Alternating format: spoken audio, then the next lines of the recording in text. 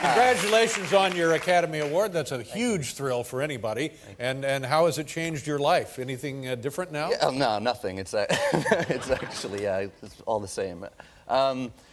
It's lots of things have changed, and I'm first of all recognized just about everywhere that I go, right? Including like the supermarket when you're not expecting to be recognized. Had a woman come up to me the other day and she goes, "You look a lot like Matthew Brody. Are you Matthew Brody?" And I said, "No, I'm not."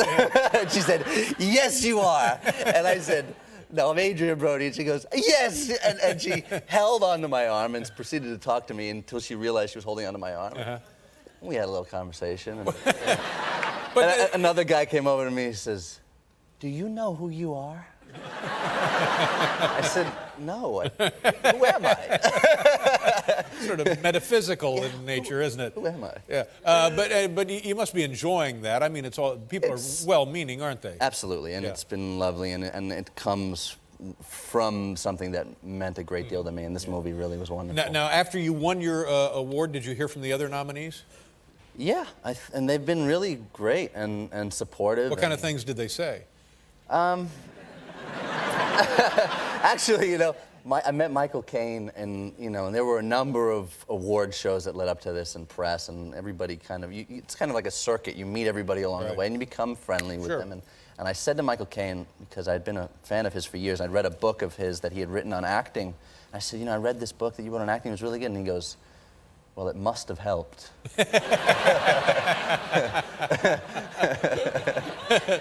But was your category one of those deals where everybody else, all the other nominees had actually won before? Is that right? Everyone was a previous winner, yeah. So that makes it even like a bigger thrill, I would think, for you. Yeah, and I admired all of them, and they were, they're... And then you win the award, and Halle Berry is standing there, and the next thing you know...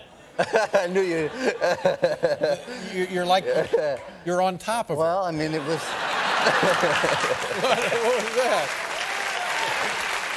But can you blame me? Well, no, nobody can blame me. Are you mad at me for that? No, we're not. No, I mean, not she was there, and it was, I didn't know quite what was going on, and there she was, and it was this welcoming, open arms, and I just said, "I'm coming home, Mom." I was running. I'm coming home. And then I've been dealing with the repercussions for the past 4 months. But she was a good-natured about it. She was. Definitely. Yeah, and I know her husband must have gotten a big kick out of it. So did many people. And then what happened at the MTV Awards? Oh, and then, well, the thing is now it's become such a running gag that everyone wants me to kiss them or be the one. Well, here we have the photos. Somebody. Maybe the photos tell the story. This is you and the lovely Halle Berry. Lovely. My God.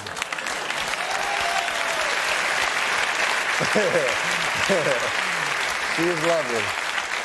I think somebody should have stepped in and say, "Okay, you can have this or the award. You don't get both." I can't have my cake and eat it too. And then this was the MTV Awards. This is what's going on. You and Queen Latifah.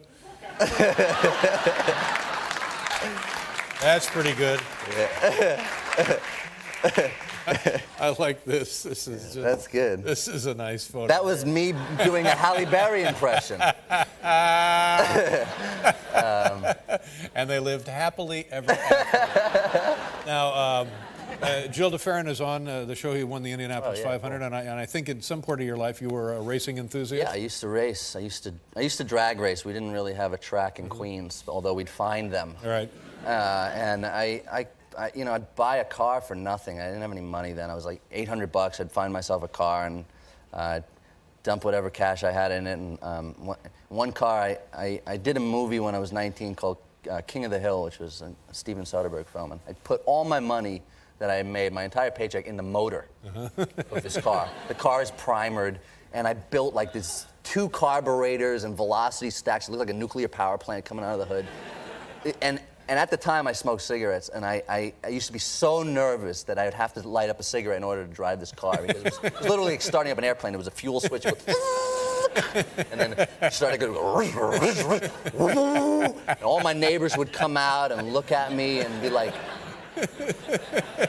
And you would just race. And then I would peel out down the block and then come home shaking 5 minutes later. But you were racing it illegally. Is that what you were doing? Yeah, it's technically illegal. Yeah.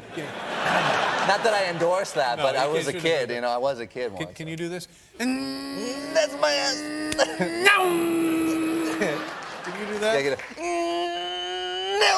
Yeah, that's pretty good. Okay. Let's see. We want to show a clip of Love the Hard Way. It opens here Friday in New York City. And tell us what this is.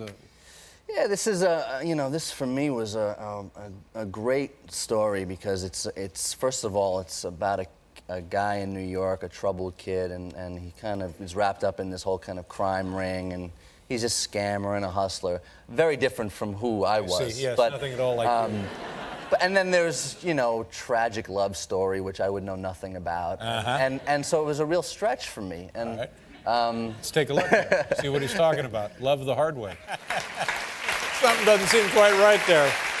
It's Love the Hard Way. It opens in New York City on Friday. Adrien, Brody, good to meet you. Good luck to you. Have a nice summer.